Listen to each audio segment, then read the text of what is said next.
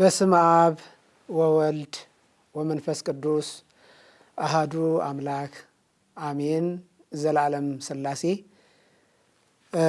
እግዚአብሔር አምላኽና ነዚህ ሰዓት ነዚህ ዕለት ዘብጽሐና ክብሪ ምስጋና ንዑ ይኹን። ናይ ሎማዓንቲ ናይ ትምህርቲ ርእስና ብመከራ ተዓገሱ።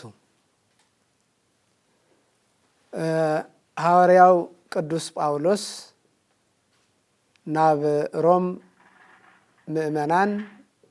ወይ ከዓ ናብ ሮም ክርስቲያን ዝለኣኾ መልእኽቲ ይኸውን። እቲ ናይ መጀመርያ ርእስና ከምቲ ቀደም ኢልና ዝገለጽናዮ ብመከራ ተዓገሱ ምስቲ ርእሲ እዚ ብሎማዓንቲ ክንነጋገረሉ ወይም ደግሞ እንመሃረሉ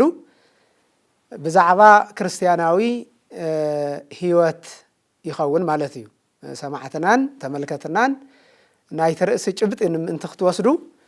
ንሱ ይኸውን ማለት እዩ። ስለዚ ቅዱስ ጳውሎስ ብመከራ ተዓገሱ ክብል ነቶም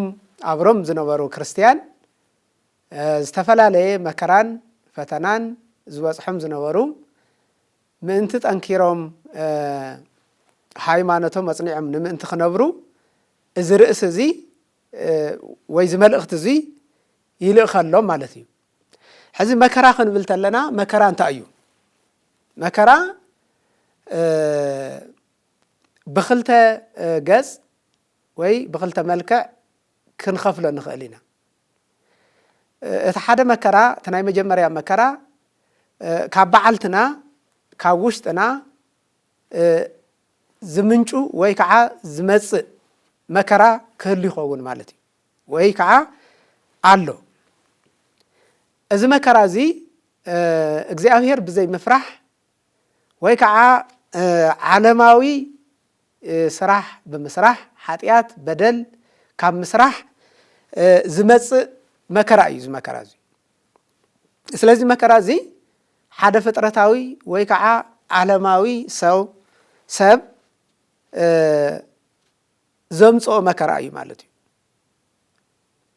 ስለዚ እግዚኣብሔር ሰብ ወዲ ሰብ ፍጥረታዊ ሰብ እግዚኣብሔር ክርስዕ እንተሎ እግዚኣብሔር ናይ እግዚኣብሔር ቃል ክትሕዝ ተሎ ትእዛዝ እግዚኣብሔር እንተይኽበረ ክተርፍ ተሎ እንታይ ይኸውን ማለት እዩ? መከራ ናብ ርእሱ ናብ ባዕሉ የምጽእ ማለት እዩ። እዚ መጽሓፍ ቅዱስ ምክንያት ብምግባር ወይ ከዓ መጽሓፍ ቅዱስን ኣብ መጽሓፍ ቅዱስ ዘሎ ቃል ጠቒስና ክንዝርዝሮ ንኽእል ኢና። ምሳሌ ኣብ ባዕሎም ኣብ ርእሶም መከራ ዘምጽኡ ሰባት እግዚኣብሔርን ናይ እግዚኣብሔር ቃል ብዘይ ምስማዕ እቲ ዝተነግሮም ናይ እግዚኣብሔር ቃል ብምጥሓስ ኣብ ገዛእ ርእሶም መከራ ዘምጽኡ ሰባት ንምሳሌ ከምቲ መጽሓፍ ቅዱስ ዝነገረና እቶም ናይ ቀደም ወለድና ኣዳምና ሔዋን ምጥቃስ ይከኣል ማለት እዩ። ኣዳምና ሔዋን ክፍጠሩ እንተለዉ ንመከራ ንሞት ንሓሳር ንውርደት ኣይኮኑን ተፈጢሮም ነይሮም። እግዚአብሔር ኣብ ገነት ኤዶም ከቢሮም ንኽነብሩ ብሰላም ክነብሩ ብዘይ መከራ ክነብሩ ሞት ዝበሃል ነገር እንተይረኸቦም ክነብሩ እግዚአብሔር መጀመርያ ፈጢርዎም ነይሩ ማለት እዩ። ስለዚ እግዚአብሔር ግን ሓደ ሕጊ ነጊርዎም ነይሩ ማለት እዩ። እቲ ሕጊ እንታይ እዩ? ኣብ ገነት ዘሎ ምግቢ ወይ ከዓ ናይ ኣትክልቲ ምግቢ ብምልኡ እፀዋት ብልዑ፣ ነገር ግን ሓንቲት እፅ ኣላ ንሳ ግን ታብኣ ከይትበልዑ፣ ነገር ግን ታብኣ እንድሕር ተበሊዕኹም ናይ ሞት ክትሞቱ ኢኹም ዝብል መጠንቀቕ ነጊርዎም ነይሩ ማለት እዩ። ናይ ሞት ክትሞቱ ኢኹም እዚ ተነጊርዎም ነይሩ ማለት እዩ። እዚ ተነጊርዎም እንዳሃለወ ድሓር ግን ታይም ገይሮም ማለት እዩ ኣብ ውሽጦም ዘሎ ድሌት፣ ኣብ ውሽጦም ዘሎ ህርፋን፣ ኣብ ውሽጦም ዘሎ ስሱዕ ባህሪ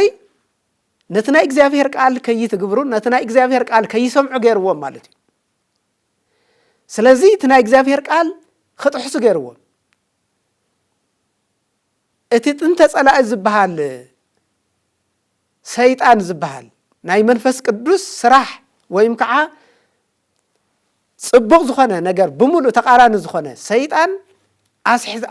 ንኸስሕቶም መንገዲ ፈጠሩሉ ማለት እዩ። ስለዚ እቲ ሰይጣን ንሱ ከዓ ብናይ ከይሲ አካል ተሰዊሩ መጽዩ ነቲ እግዚአብሔር ዝነገሮም ጽቡቕ ነገር ንዕኡ ብተቃራኒ ማለት እዩ ታይልዎም ማለት እዩ። አይ እግዚአብሔር እኮ ታብዚ ከይትበልዑ ዝበለኩም ክፉእና ጽቡቕ ከይትፈልጡ እዩ። እንዲያውም አምላኽ ንኽትኾኑ ትኽእሉ ኢኹም እንድሕር እዚ ተበሊዑ ጽቡቕ ውና ክፉእ እውን ክትፈልጡ ትኽእሉ ኢኹም ብዝብል ብምትላል ካሊእ ስብከት ሰበኾም ማለት እዩ። መጀመርያ እቲ ፈጣሪኦም ጎይቶኦም አምላኾም ዝነገሮም ጥሒሶም ናይቲ ተቃራኒ መንፈስ ቃል ሰምዑ ማለት እዩ። እቲ ስብከት ንሱ ሰምዑ ማለት እዩ። ስለዚ እዚ ዝኾነሉ እንታይ ማለት እዩ? ኣብ ውሽጦም ክፉእ ድሌት ስለ ዝነበረ እዩ። መጀመርያ እንትኾነ ነቲ እግዚአብሔር ዝኸልከሎም ነቲ እግዚአብሔር ብሕጊ ምኽንያት ከልኪልዎም ዝነበረ ንሱ ንኽጥሕሱ ይደልዩ ስለ ዝነበሩ እቲ ናይቲ ተቃራኒ መንፈስ ምስ ነገሮም እንታይ ገሮም ማለት እዩ። ስለዚ ናይቲ ናይ እግዚአብሔር ቃል እቲ ናይ እግዚአብሔር ቃል ውዱእ ገይሮም ጥሒሶም እንታይ ገሮም ማለት እዩ። ነቲ ናይ ሰይጣን ቃል ሰሚዖም ማለት እዩ። ብድሕሪ ኢኻ እቲ ናይ ሰይጣን ቃል ምስ ሰምዑ እንታይ ኮይኖም ማለት እዩ። ሔዋን እንታይ ገራ ማለት እዩ። ናይቲ ከይሲ ናይቲ ሰይጣን ቃል ሰምዐት ማለት እዩ፣ ተቀበለት ማለት እዩ። ስለዚ ንሳ ደግሞ ናይቲ ሰይጣን ቃል ምስ ሰምዐት ንአዳም ንሰብኣያ ከዓ ሰበኸቶ ታይ ጸገመሎ እሞ ዘይንበልዕ ታይ ጸገመሎ ታይ ዩዙኝ ታይ እዚኣ ኮን እሽትለ እያ በማለት አንኢሳ ነቲ እግዚአብሔር ዝነገሮም ቃል ንእሽትለ ገራ ወይም ደግሞ ምንም ነገር ከም ዘይብሉ ገራ ነቲ ናይ እግዚአብሔር ቃል ነቲ ናይ ሰይጣን ቃል አኽቢራ ነቲ ናይ እግዚአብሔር ቃል ግን ጥሒሳ ንሰብኣያ ንአዳም አታለለቶ ማለት እዩ። አዳም ከዓ ናይ ሰበይቱ ቃል ሰምዐ እዩ ዝብል ብድሕሪኡ እንታይ ገይሮም ማለት እዩ። ሙሉእ ብሙሉእ ነቲ እግዚአብሔር ነጌርዎም ዝነበረ ሕጊ ጥሒሶም ነቲ ናይ ሰይጣን ቃል ተቀቢሎም ነታ ከይትበልዕዋ ተባህሉ እጽ በሊዖም ማለት እዩ፣ ፍረ በሊዖም ማለት እዩ። ብድሕሪኡ እንታይ ኮይኖም ማለት እዩ። ናይ ሞት ሞይቶም ማለት እዩ። እዚ ዓብይ መከራ ኣብ ርእሶም ኣምፁ ማለት እዩ። እዚ ኩሉ ንፈልጦ ኣብ ኦሪት ዘፍጥረት ምዕራፍ 3 ካብ ቁጽሪ 1 ክሳብ ቁጽሪ 13 ዘሎ 15 ዘሎ ሰማዕተናን ተመልከተናን ብደንብ ጌርኩም ረእይዎ ከመይ ገይሮም ከም ዝወደቁ ከመይ ገይሮም ናብ ባዕሎም መከራ ከም ዘምፁ። ስለዚ እዞም ሰባት እዚኣቶም ወደቁ ማለት እዩ። እንኳን ከምቲ ሰይጣን ዝበሎም ሕዚ እኮ በቃ ክፉእን ጽቡቕን ክትፈልጡ ኢኹም ኣብ ቅድሚኹም ጽቡቕ ነገር ኣሎ እንዲያውም አምላኽ ክትኾኑ ትኽእሉ ኢኹም ኢሉ ዝነገሮም ብግልባጡ ኮይኑ ማለት እዩ። ስለዚ ጸጋ እግዚአብሔር ካብ ባዕሎም ካብ ዓርሶም ካብ ሰውነቶም ተገፈፈ ማለት እዩ። ስለዚ እንታይ ኮይኑ ማለት እዩ። ካብ ቅድሚ እግዚአብሔር ባዕሎም ሃዶም ንኃጢአት ውጽኢት እዚ እዩ። ኃጢአት ማለት መጀመርያ እንታይ ይገብር ማለት እዩ። ካብ እግዚአብሔር የርሐቀና ማለት እዩ። ኃጢአት ማለት እግዚአብሔር ምስአን ማለት እዩ። ካብ እግዚአብሔር ፍቃድ እንድሕር ክትወፅእ እንተለኻ ካብ እግዚአብሔር ተርሐቀለኻ ማለት እዩ። ታውኻ ካብ እግዚአብሔር ክትርሐቅ እንተለኻ ደግሞ እንታይ ትስእነለኻ ማለት እዩ። ጸጋ ትስእነለኻ ማለት እዩ። በረከት ትስእነለኻ ማለት እዩ። ሞገስ ትስእነለኻ ማለት እዩ። ስለዚ ከም ዓይነት እዩ ዝበጽሕም ማለት እዩ። ብድሕሪ እንታይ ኮይኖም ማለት እዩ። ብጣዕሚ ሰፊሕ ስለ ዝኾነ ሕዚ ግዜ ስለ ዘይብልና ንስኻትኩም እቲ መጽሓፍ ቅዱስ ሰማዕተና መጽሓፍ ቅዱስ ንምንባብ ንምርኣይ ምእንቲ ክትዕመኩም ትጠቐስኩልኩም ኦሪት ዘፍጥረት ምዕራፍ 3 ካብ ቁጽሪ 1 ብሙሉእ እቲ ምዕራፍ ረእይዎ ከመይ ገይሮም መከራ ኣብ ርእሶም ከም ዘውፁ ካብኡ እንታይ ኮይኖም ማለት እዩ። እግዚአብሔር ንዘለዓለም ንኽነብርዎ ሂብዎም ዝነበረ ቦታ ታፍቲ ቦታ ክወፁ ታፍቲ ቦታ ክስደዱ ተገይሮም ማለት እዩ። ስለዚ ናብዚ ናይ መከራ ዓለም ሕዚ ዝነይና ኣሎ ዓለም መጽዮም ማለት እዩ። ስለዚ ኣብዚ ዓለም እዚ ደግሞ ኩላና ከም ንፈልጦ ሰላም ዘይብሉ ፍቅሪ ዘይብሉ ብብዙሕ መከራን ጭንቅን ናብ ዝነበረሉ ዓለም ናብዚ መጽዮም ማለት እዩ። بدحري خان تاي كوينم مالتيو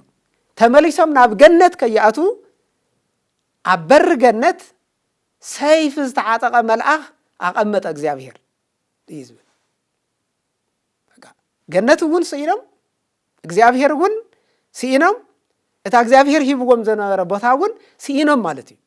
سلازي ناي حاتيات ناي بدل وصيت زيو سلازي اتمكرا تبع لنا أيو زبالكو قدم زيو سام ناي أجزابير حقي خط حست الله على أجزابير مسمع خاوين تلو حق بيت كريستيان مسمع خاوين تلو تاي خوغون مالتلو تاب أجزابير دار حق خدتلو سلازي تحلالي فنمني وهاب الله مالتي كم تقدم النهيوان نسيت أنت حلاليفهم توهابو كوم يخوون مالتي سلازي زي بحصيرو اتحاد مكرا نبلو زي اتخال أي مكرا خعا انت أيو مالتيو اتخال أي مكرا نبلو ما ننيوم كريستيان بيواتو كريستوس انت ختلتلو وين اي كريستوس تختالي خوانتلو كبصحو زخئل فتناتاتن مكران እዩ ማለት እዩ ስለዚ ሓደ ክርስቲያን ናይ ክርስቶስ ተኸታሊ እንድሕር ተኮይኑ ብህይወቱ መከራን ፈተናን ክበጽሖ ናይ ግድን እዩ ማለት እዩ በመከራ ክሓልፍ ናይ ግድን ይኸውን ማለት እዩ ስለዚ ሓደ ክርስቲያን ምዃን ማለት እንታይ ማለት እዩ በመከራ ምሕላፍ ማለት እዩ ስለዚ እነዚህ ቅዱስ ጳውሎስ በመከራ ተዓገሱ ዝብሎም ዘሎ ንመን እዩ ነቶም ናይ ክርስቶስ ተኸተልቲ ዝኾኑ ነቶም ኣመንቲ ክርስቶስ ዝነበሩ ስለዚህ ክርስቲያን ማለት እንታይ ማለት እዩ እንድሕርተይልና ክርስቲያናዊ ህይወት እንዴት ዋና ትምህርትና ክርስቲያናዊ ህይወት ማለት እንታይ ማለት እዩ ናይ ክርስቲያን ህይወት እንታይ ማለት እዩ ናይ ክርስቲያን ህይወት ማለት ካብቲ ናይ ፍጥረታዊ ወይም ከዓ መደበኛ ዝኾነ ፍጥረታዊ ሰብ ወይ ከዓ ዓለማዊ ሰብ ምድራዊ ሰብ ታፍቲ ንብለ ሰብ ዝተፈለየ ህይወት ዘለዎ እዩ ክርስቲያን ማለት እንታይ ማለት እዩ ናይ ክርስቶስ ደቀ መዝሙር ናይ ክርስቶስ ደቀ መዝሙር ናይ ክርስቶስ ተከታሊ ክርስቶስ ዝመስል ክንብል ተለና ብህይወቱ በአፉ እንታይ ኮነ መጽሐፍ ቅዱስ ከምት ዝነግረና መቸስ መምሰል ተለው እንዲም ኣብዚ ዓለም እዚ ብህይወቶም ክርስቶስ እንታይ መሰሉ ብህይወቶም እግዚአብሔር እንታይ መሰሉ ነገር ግን አፎም እግዚአብሔር ዘምስሉ ሰባት አለው በክርስትና ሽቅጥ አለው ቆሞ አይኮነን እቶም ክርስቲያን ዝበሃሉ ግን ናይ ክርስቶስ መልክዕ ዘሎ ሓቅ ዝኾነ ናይ ክርስቶስ ህይወት ብውሽጦም ዘሎ ማለት ኣብ ልዕሊኦም ኣብ ደጊኦም እንታይ ኮነስ ኣብ ውሽጥ ማለት እዩ ክርስትና ማለት በትን ክደኖ ክዳን በትን ለብሶ ልብሲ እንታይ ኮነስ በብግዚኡ በብዕለቱ ኣብ ህይወትና ዝግለጽ እዩ ክርስትና ማለት ኣብ ህይወትና ዝግለጽ ማለት እዩ ምሳሌ ደቀ መዛሙርት ሐዋርያት ክንርኢ ንኽእል ኢና ማለት እዩ ብዝገርም ነገር ሐዋርያት ሥራ ምዕራፍ 11 ምዕራፍ 26 ቶም ናይ ክርስቶስ ደቀ መዛሙርት ዝነበሩ ናይ መጀመርያ ቶም 12 ሐዋርያት አንጾኪያ ብዝበሃል ዓዲ ኣሕዛብ ክርስቲያን በልዎም ክርስቲያን ኢሎም ጸጉዕዎም ኣሕዛብ ነቶም ሐዋርያት እንታይ በልዎም ክርስቲያን ኢሎም ጸጉዕዎም ክርስትና እንታይ ማለት እዩ እዚ ክርስቲያን ኣሕዛብ እቲ ግብሮም እቲ ትሕትነኦም እቲ ዝነበረ ህይወቶም እቲ ህይወቶም እቲ መዓዛ ህይወቶም ሪኦም እንታይ ኢሎም ማለት እዩ እንታይ ኢሎም ጸጉዕዎም እንታይ ኢሎም ሰሚዮሞም ክርስቲያን ኢሎም ክርስትና ኣብ መስቀል ዝተረኽበ ናይ መስቀል ውላድ እዩ ክርስትና ማለት ናይ መስቀል ውላድ እዩ ክርስቶስ ብመስቀሉ ዝወለደው ስለዚህ ቶም ኣሕዛብ ኣብ አንጾኪያ ነቶም ቅዱሳን ሐዋርያት እንታይ በልዎም ማለት እዩ ክርስቲያን በልዎም እንታይ ማለት እዩ እንድሕርተይልና እዚኣቶም ክርስቶስ እዮም ዝመስሉ ናይ ብሓቂ ክርስቶስ እዮም ዝመስሉ ህይወቶም ክርስቶስ እዩ ዝመስል እዚኣቶም ደኣ ናይ ክርስቶስ ተኸተልቲ እንዲዮም በቃ መከራ ክበጽሖም ተሎ ነቲ መከራ በቲ ህይወቶም بدست يقبلوا نيرم نتمكر زقرمي حواريات ترى قبر حواريات كنا نبفت لنا قبر حواريات معراف كلته معراف 4 معراف كلته معراف 3 معراف 4 بتخطات علي خنا نبفت لنا نحواريات ህይወት በደንብ ገር የርየና ማለት እዩ ኣብ እስር ቤት ኮይኖም እንኳ ሞት መከራ ዝስቀቁ ዝፈርሑ ዝነበሩ ናይ ክርስቶስ ደቀ መዛሙርት ከአስርዎም ተለው ከድብድብዎም ተለው ከሳቀይዎም ተለውስ ንሱ ዋጋ ክርስትና እዩኮ እዚኮ እዚ ዝበጽሐና ዘለኮ እዚኮ ንሕና ለካ ናይ ክርስቶስ ተኸተልቲ ስለ ዝኾና እዩ ስለዚ እዚ መከራ እዚ ክበጽሐና ናይ ግድን እዩ እዚ ስለዚ ነቲ መከራ ብደስታ ይቀበልዎ ነይሮም እዩ እዚ ክርስትና ማለት ነቲ መከራስ ብደስታ ይቀበልዎ ነይሮም ብዙሕ መጠንቀቅታ ብዙሕ መፈራርሒ ብዙሕ ነገር እኳ ተፈራርሕዎም ንሳቶም ግን ስሩ ካብ ክርስቶስ ማን ክልክለና ካብ ክርስቶስ ፍቅሪ ማን ክልክለና ይኽእል ኣብ ህይወትና ክርስቶስ አሎ እንዳበሉ ስለዚ እቲ መከራ ከም ፍሉይ ደስታ ይቆጽርዎ ነይሮም ማለት እዩ ስለዚ እዚ እዩ እቲ ካልኣይ በመከራ ተዓገሱ ምክንያቱም አብሮም ዝነበሩ ክርስቲያን በቲ ዘመነ ሰማዕታት ዝበሃል ናይ ሮም ነገስታት ቄሳራት ኣብ ልዕሊ ክርስቲያን ዘብጽሕዎ ዝነበረ መከራ ኩላህና ንፈልጦ ኢና ኣብ ናይ ቤተ ክርስቲያን ታሪክ ተጽሒፉ ተመዝጊቡ ዝርከብ እዚ ኩሉ እዚ ዝሓልፉ ዝነበሩ ኣብ ሮም ኣብ ጣልያን ዝነበሩ ክርስቲያን ቅዱስ ጳውሎስ ይፈልጥ ስለ ዝነበረ ጽባሕ ኻሊ እዩ በመከራ ተዓገሱ መከራ ከም ዝበጽሐኩም ዘሎ ንፈልጥ ኢና እፈልጥ እየ ነገር ግን በመከራ ተዓገሱ ይብል ማለት እዩ ስለዚ እዚኣቶም በመከራ እቲ ዝበጽሖም ዝነበረ መከራ ብትዕግስቲ ክሕልፍዎ ቅዱስ ጳውሎስ ተጨማሪ ዝኾነ ክዕገሱ ቅዱስ ጳውሎስ ይነግሮም ማለት እዩ ንምሳሌ ኣብ መጽሐፍ ቅዱስ ተመዝጊቡ ንረኽቦ ኩሉ ግዜ ንፈልጦ በመከራ ተዓገሰ ቦና ቅዱስ ኢዮብ እቲ ዓብይ ኣቦ ዝበሃል ቅዱስ ኢዮብ ከመይ ዝበለ ኣቦኸም ዝነበረ መጽሐፍ ቅዱስ ይነግረና መጽሐፍ ኢዮብ ምዕራፍ 1 ምዕራፍ 2 ክነንብብ እንተለና ኢዮብ ከመይ ገይሩ ነቲ መከራ ተቀበሎ ኢዮብ ነቲ መከራ ብትዕግስቲ ከመይ ተቀበሎ ኢዮብ መከራ ጥራሕ ኣይኮነን ኣብ ልዕሊ መከሩኡ በዓልቲ ገዝኡ እንታይ ቀረየት ኣዕረኽቱ እንታይ ቀረዩ ምስ እግዚአብሔር ከጻልእዎ ብዙሕ ስራሕ ብዙሕ ምኽሪ መኽርዎ ነይሩ ዓለም ከምዚ እዩ ኣይዞኻ በርትዕ ኣይዞኻ ጽባሕ ክሓልፍ እዩ ሓላፊ እዩ ክብለና ይኽእልን እዩ ዓለም ናይ ዓለም ምኽሪ ኩሉ ግዜ ንሕና ካብ እግዚአብሔር ክንወፅእ ክንወድቕ ዝመክር ስለዚ ኢዮብ እውን ከምዚ ዓይነት ይበጽሕ ነይሩ ስለዚ ኢዮብ ግን እንታይ ኢሉ ማለት እዩ ከምቲ ኩሉ ግዜ ንበል እግዚአብሔር ተባረኸ ይኹን እግዚአብሔር ንወዲ ሰብ ጽቡቕ ጥራሕ ኣይኮነን ዝብ ክፉእ እውን ክህብ ይኽእል እዩ ስለዚ ንሕና እግዚአብሔር ትማሊ ሂቡና ዝነበረ ጽቡቕ እንድሕር ተኾይኑ ሎሚ እውን እቲ ዝህበና ነገር ክንቀበሎ ናይ ግድን እዩ ስለዚ እግዚአብሔር ብኩሉ ነገር እግዚአብሔር ተባረኸ ይኹን እግዚአብሔር ተባረኸ ይኹን እግዚአብሔር ብሩኽ ይኹን ባለ ማለት እዩ ስለዚ ኣብ ኢዮብ ዝበጽሕ ዝነበረ መከራ ከም እውነቱ ከም ጋሻ ውሕጅ ዝኾነ ሰፊሕ ዝኾነ መከራ ኣብ ልዕሊ ይበጽሕ እዩ ሃፍቱ ጠፊኡ ደቂ ኩሉ እቶም ወሊድዎም ዝነበረ ውላዱ ብምልኦም ጠፊኦም በመጨረሻ ኣብ መጨረሻ ደግሞ ምስኡ ዝነበረት በዓልቲ ገዝኡ ንዘለዓለም ምስኡ ኮይና ሰሰናይ ጽቡቕ ተማኽሮት ተባሂላ ትሕሰብ ዝነበረት በዓልቲ ገዝኡ ሰበይቱም እንኳ እግዚአብሔር ክኸሕድ እሞ እግዚአብሔር ጨርሹ እንትቀትሎ እንታይ ዝበለቶ እግዚአብሔር ሕዝን እንስኻስ ሰብዬ ኢልካ ትዛረብ እግዚአብሔር ጽረፎ እግዚአብሔር ወቀሰሞ በቃ ምስ እግዚአብሔር ተጻላ ምን ተጨርሳካ ያ ዝበለቶ ከምዚ ዓይነት ሁሉ መከራ ሓሊፉ ማለት እዩ ስለዚ በመከራ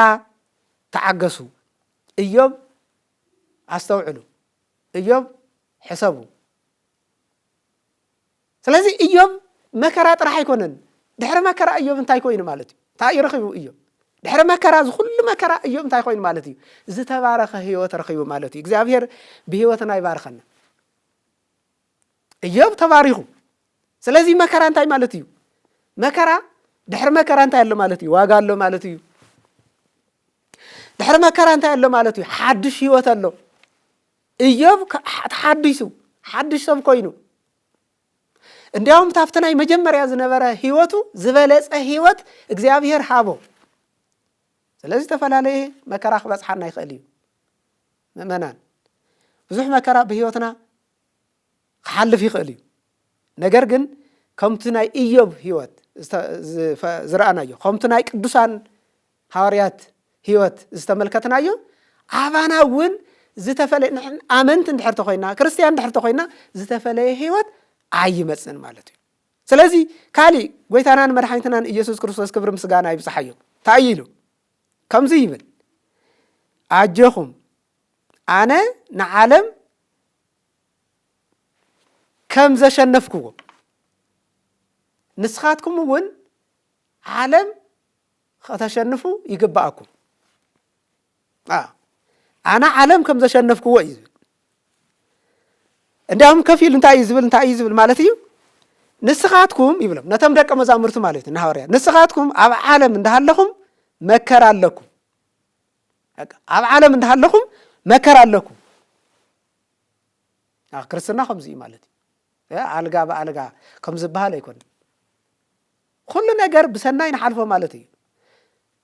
ስለዚህ ናይ ክርስትና ተጻረድቲ ናይ እግዚአብሔር ተቃረንቲ ዝኾኑ ኣብ ዙርያና ኣለው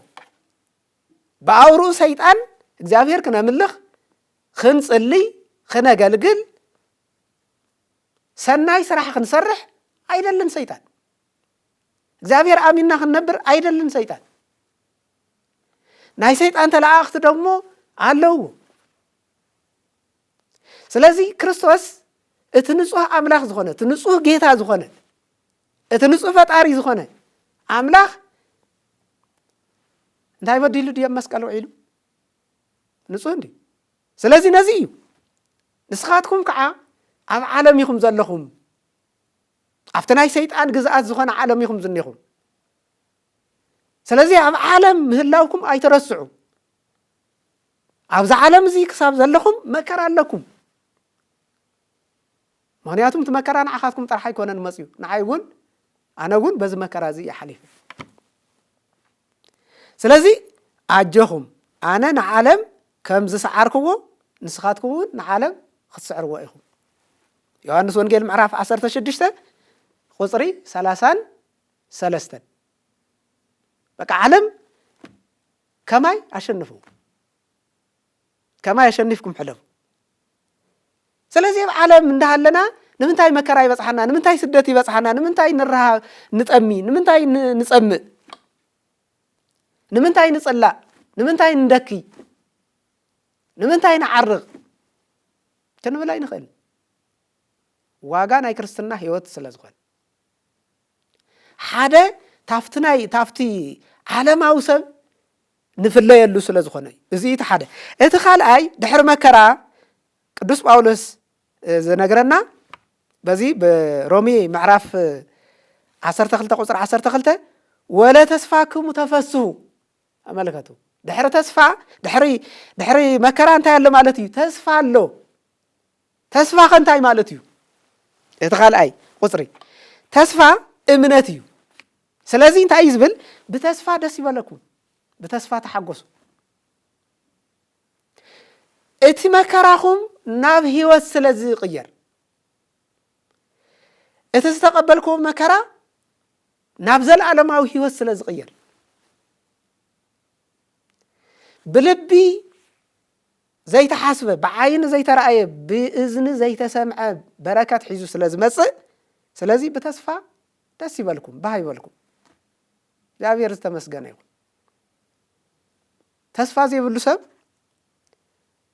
ተስፋ ዘይብሉ ሰብ ጽባሕ ክምልከታ ይኽእልን ተስፋ ዘይብሉ ሰብ ሓደገኛ ሰብ እዩ ንወዲ ሰብ በተለይ ከዓና ክርስቲያን ብዝበለጸ ንዓና ብፍላይ ንዓና ክርስቲያን ብፍላይ ደሞ ንዓና ንኣገልገልቲ ሰብ ተስፋ ክንኸውን ይግባአና ተስፋ ንባዕሉ እንታይ እዩ እንድሕር ተይልና ንባዕሉ ተስፋ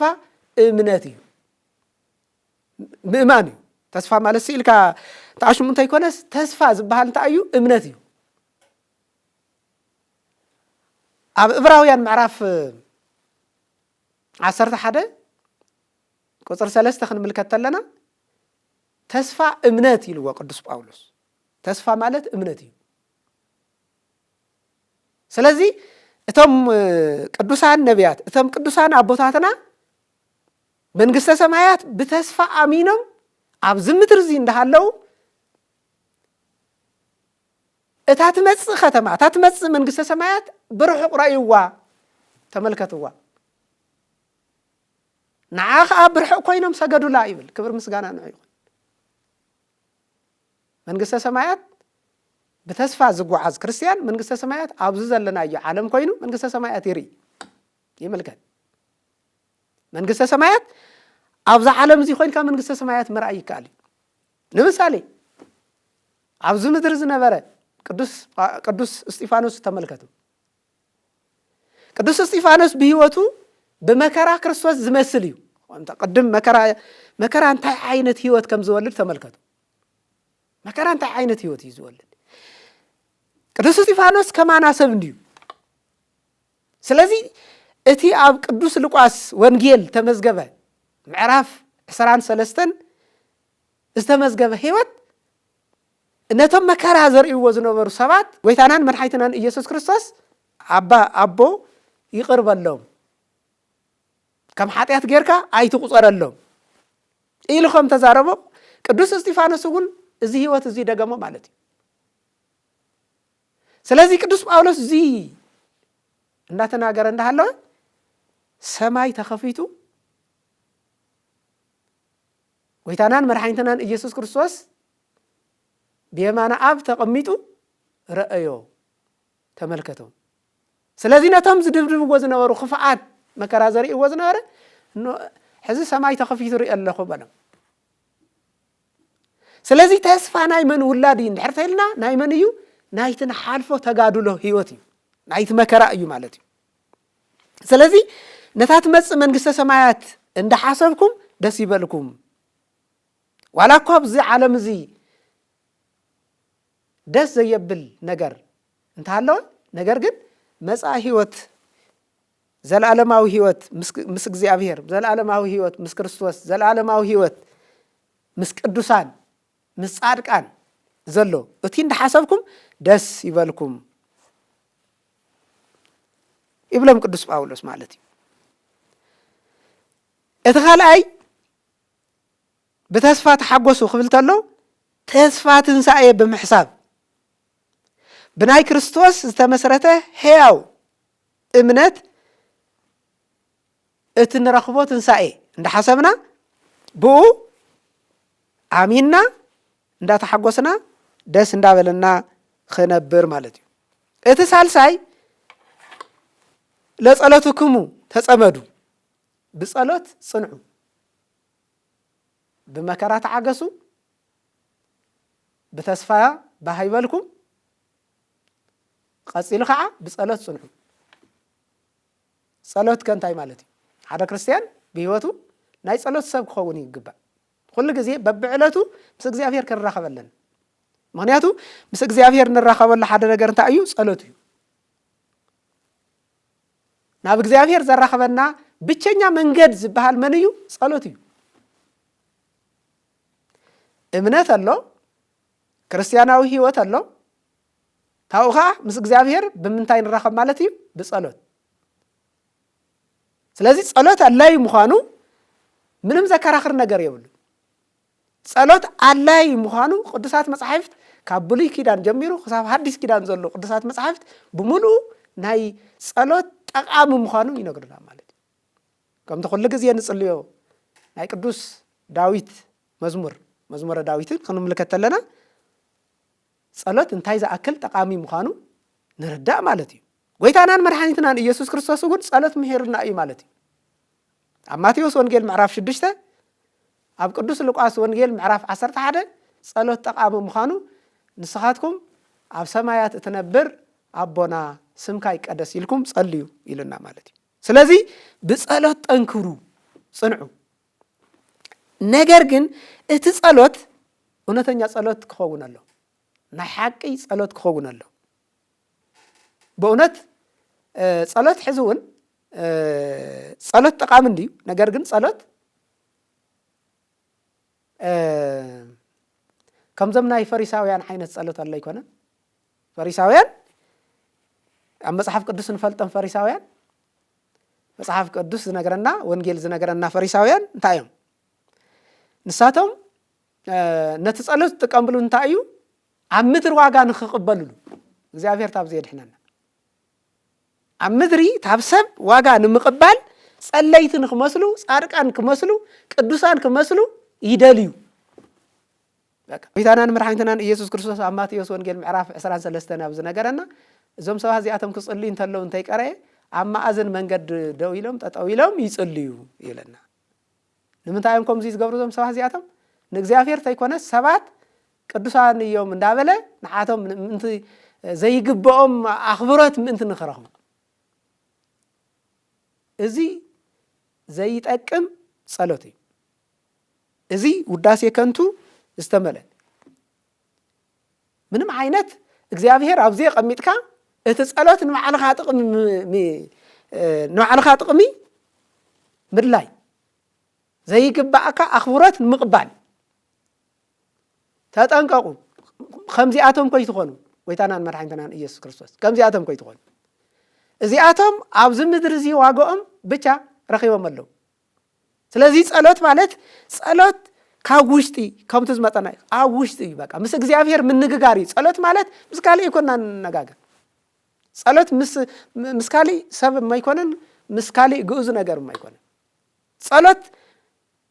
ብውሽጥና መጀመርያ ውሽጥና ሚና ኢና ክንጽልይ ኣለና ጸሎት ብተመስጦ እዩ ክንጽልይ ኣለና መጀመርያ ጸሎት ናይ በዓልትና ሕዋሳት ሰብሲብና እቲ ንጽልዮ ጸሎት መጀመርያ እዝንና ክሰምዕ ኣለዎ መጀመርያ በእዝንና ክንሰምዕ ኣለና ንሕና ዘይንሰምዖ ጸሎት እንድሕር ተኾይኑ ድጋሚ ይኸውን ማለት እዩ ንባብ እዩ ነንብብ ኢና ዘለና እምበር ንጽልይ ይኮንና ዘለና ስለዚህ ጸሎት መጀመርያ ናይ ጸሎት ስርዓት ክንፈልጥ ኣለና ጸሎት እንታይ ብጸሎት ጽንዑ ክብል ተሎ ቅድሚ ብጸሎት ምጽናዕና ጸሎት ከንታይ ማለት እዩ ጸሎት ወሳኒ ናይ ክርስትና ህይወትና ወሳኒ ሰባት ክጽልዩ ስለ ዘርአና ክንጽልይ የብልና ብልምዲ ክንጽልይ የብልና ብዛዕባ ጸሎት ኣፍልጦ ክህልወና ኣሎ ሊቃውንቲ ክንጥይቕ ኣለና ህይወተ ቤተ ክርስቲያን ክንፈልጥ ኣለና ኦርቶዶክሳዊት ቤተ ክርስቲያን ብደንብ ጌርና ክንፈልጥ ኣለና ብጸሎት ዝተጠቐሙ ሰባት እውን ኣብ መጽሐፍ ቅዱስ በደንብ ጌርና ክንፈልጥ ኣለና ጸሎት መጀመርያ ንባዕልኻ ቀጺሉ ደግሞ ንቤተሰብካ ቀጺሉ ነከባቢ ሰብ ቀጺሉ ንዓለም ኩሉ ዝጸለ ማለት እዩ ቤተ ክርስቲያን ከምዚኣ ትጽሊ ማለት እዩ ጸሎት ብዘይንፍገት ካብ ውሽጢ ዝኾነ ልመና ጸሎት ብዙሕ እንድዩቲ ናይ ጸሎት ሓሳብ ብዙሕ እዩ መጀመርያ ጸሎት ምስጋና እዩ ካብኡ ጸሎት ምን ኣምልኮ እዩ ታው ጸሎት ከዓ ቀጺሉ እንታይ ማለት እዩ ልመና እግዚአብሔር ብፍቃዱ ዘልየና ባዕሉ ንኽህበና ንሕና ደግሞ ጸሎት ነቐርብ ማለት እዩ ልመና ነቐርብ ማለት እዩ ስለዚህ ብጸሎት ከዓ በርትዑ ብጸሎት ጠንክሩ በለም ቅዱስ ጳውሎስ ስለዚህ ክርስቲያን ክጽሊ ዝግብኦ እዩ ማለት እዩ ሓደ ክርስቲያን ጸሎት ክጽሊ ተሎ እንት ጽግሞ ጥራሕ አይኮነን ክጽሊ ዘሎ ነታ ዝደልያ ነገር ክሳብ ዝረክብ ጥራሕ አይኮነን ክጽሊ ዘሎ እዚ እውን ንባዕሉ ናይ ጸሎት ህይወት ዘይምፍላጥ ማለት እዩ ጸሎት ከምኡ እንታይ ይኮነስ ጸሎት ኩሉ ግዜ ንጽሊ ምዃን ኣለና ስለተጸገምና ጥራሕ አይኮንናን ክንጽሊ ዘለና ኣብ ግዜ ረሃዋ ኣብ ግዜ ጸገም ኩሉ ግዜ ናይ ጸሎት ግዜ ኩሉ ግዜ ኣብ ጸሎት ህይወት ክንነብር ኣለና ማለት እዩ ሓደ ሰባት ተጸገማም ተሎ ቤተክርስቲያን መጽዮም ይጽልዩ ወይም ደግሞ እግዚአብሔር ይልምኑ ብድሕሪኢኻት ዝረኸብዎ ነገር ምስ ረኸቡ ይቀድፉ ወደ ጸሎት ማለት እዩ ህይወት እዚ ወነቱ ጽቡቕ ህይወት ኣይኮነን ስለዚህ ኩሉ ግዜ ጸለይቲ ክንኸውን ኣለና ማለት እዩ ኣብ ግዜ ጸገም ኣብ ግዜ ኸፋእ ኣብ ግዜ ረሃዋ ኩሉ ግዜ ናይ ጸሎት ሰባት ንኽንኸውን ይግባአና ማለት እዩ ስለዚህ ኩሉ ግዜ ናይ ጸሎት ሰብ ምዃን ይግባአና እቲ ሳልሳይ ከምቲ ቅድም ተዛረብናዮ ኣብ ሉቃስ ወንጌል ምዕራፍ 18 ቁጽሪ 9 ዘለው ክልተ ሰባት ንኣብነት ንስኻትኩም በዓልትኩም ረእይዎ ተመለከተና ኣብዚ ክልተ ሰባት ኣለው እቲ ሓደ ትምክሕተኛ ጸላይ እዩ እቲ ካልኣይ ከዓ እውነተኛ ጸሎት ዘቕርብ እዩ እቲ ሓደ ፈሪሳዊ እዩ እቲ ሓደ ከዓ ሳምራዊ ዞም ሰባት እዚኣቶም ክልቲኦም ናብ ቤተ መቅደስ ናብ ቤተ ክርስቲያን ከዱ እኮ እዩ ዝብላ ይኮን ክልቲኦም ናብቲ እግዚአብሔር ዝምለኸሉ ቦታ ከዱ እቲ ፈሪሳዊ ብትምክሕቲ ይጽሊ ነይሩ ይቅርታ ሓደ ፈሪሳዊና እቲ ሓደ ሳምራዊ ዝበልኮ ቀራጭ እዩ ቀራጭ ማለት ግብር ሰብሳቢ ማለት እዩ ስለዚህ በቲግዚኡ ዝነበረ ሕብረተሰብ እዚ ኃጢአተኛ ተገይሩ ዝሕሰብ ዝነበረ እዩ ዞም ሰባት እዚኣቶም ግን ናብ ኣምላኾም ክልቲኦም ንኽጽልዩ ይኸዱ ንጸሎት ከይዶም ሓደ እቲ ዓላማ ሓደ እዩ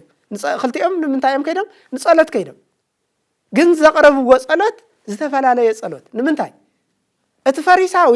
ትዕቢተኛ ስለ ዝነበረ ታይ እንዳበለ ይጽሊ ነይሩ ኣነኮ ኣብ ሳምንቲ ክልተ ግዜ ናባኻ ይጽልይ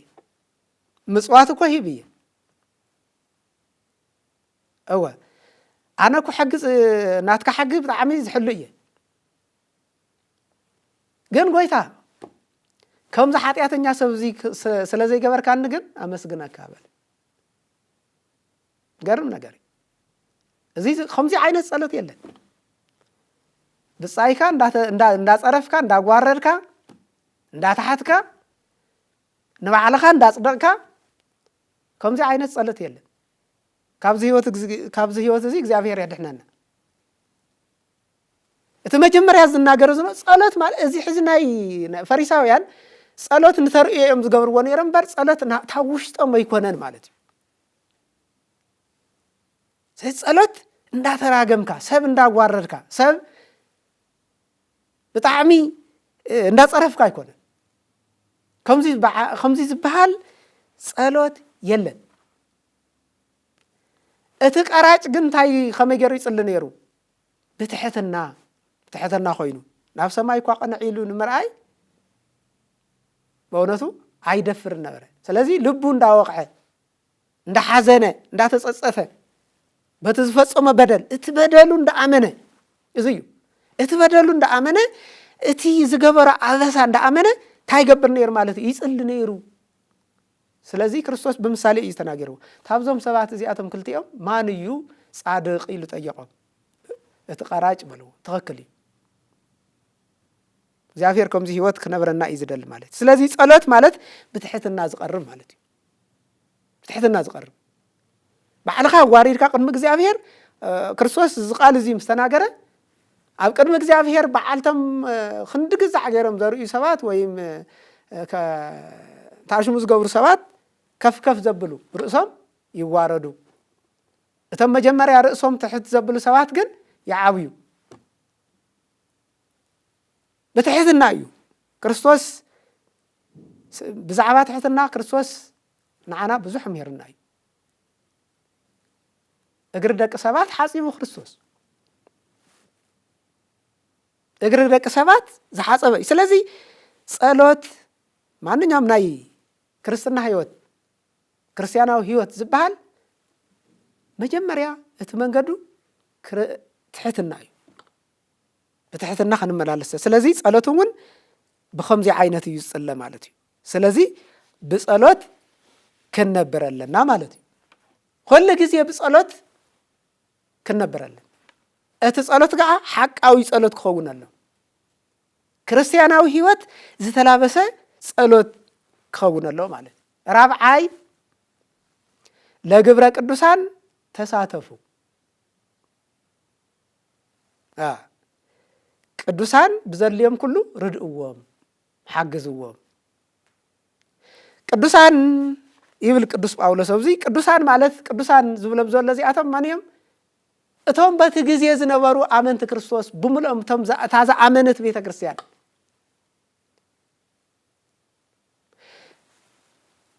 እቶም ቅዱሳን ሐዋርያት ዝሰብሰብዋ ቤተ ክርስቲያን እቶም ሽዑ ዝነበሩ ክርስቲያን እዚኣቶም ብዘድልዮም ብምልኡ ሓግዝዎም ምክንያቱ ቅዱስ ጳውሎስ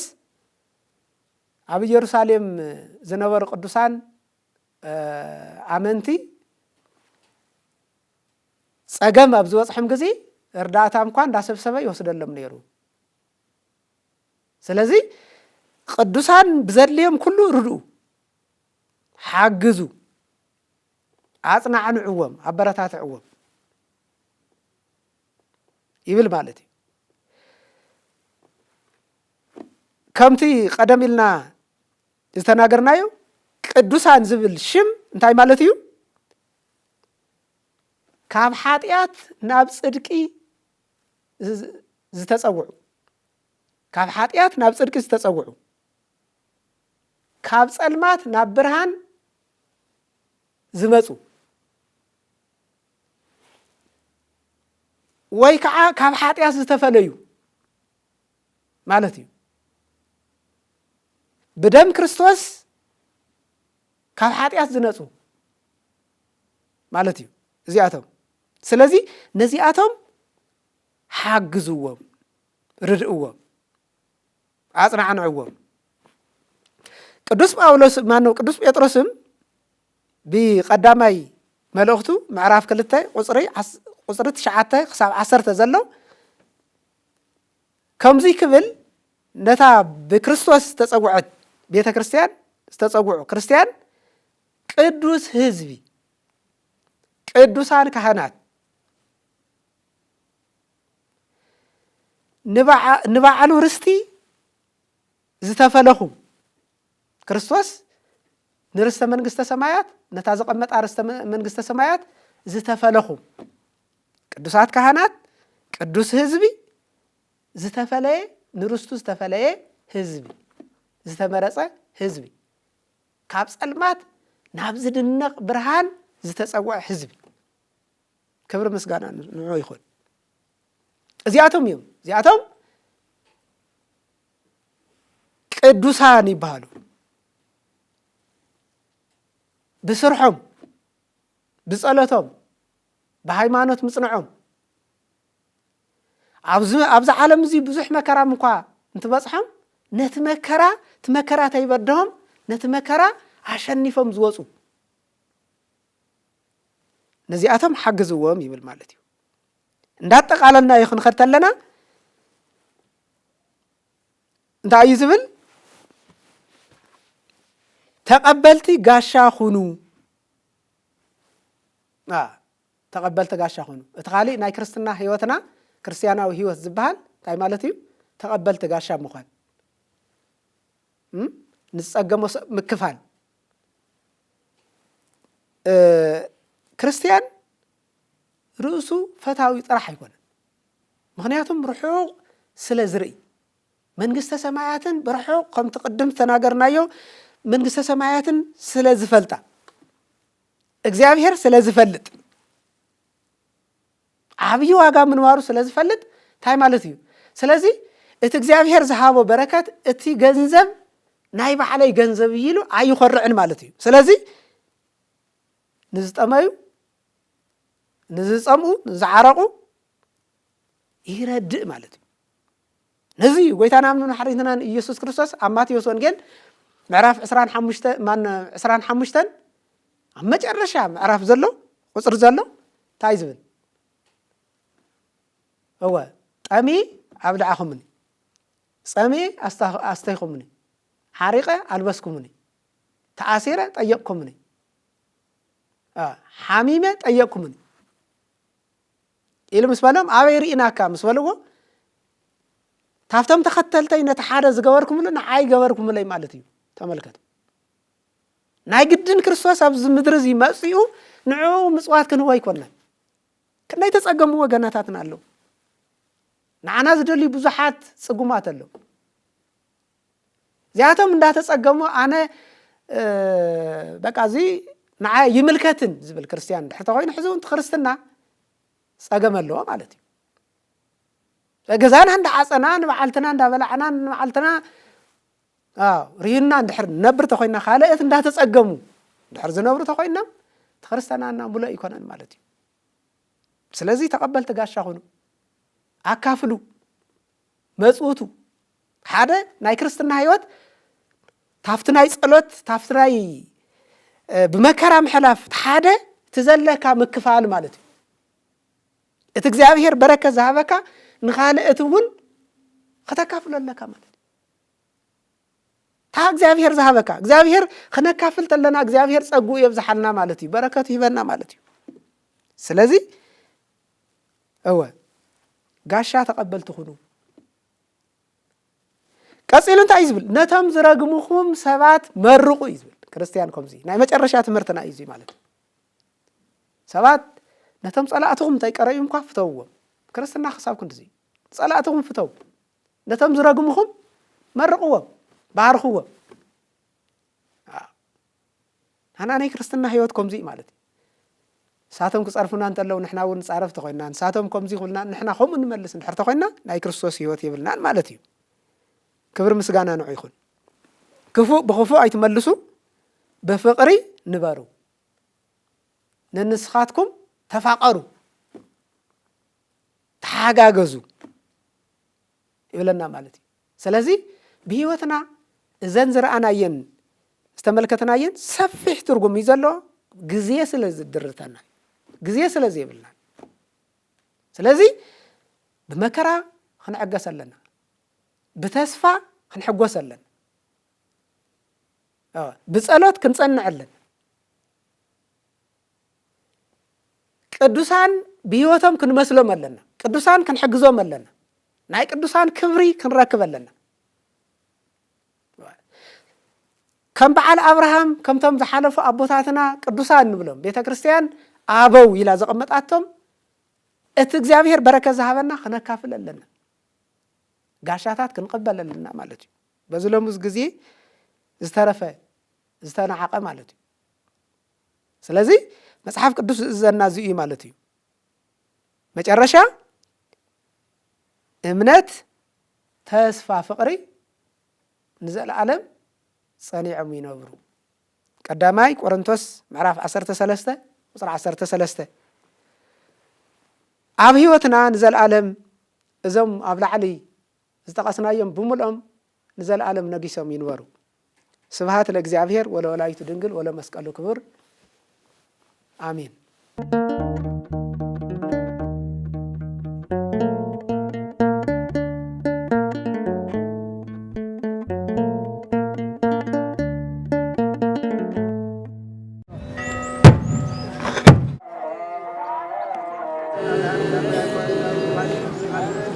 Gracias.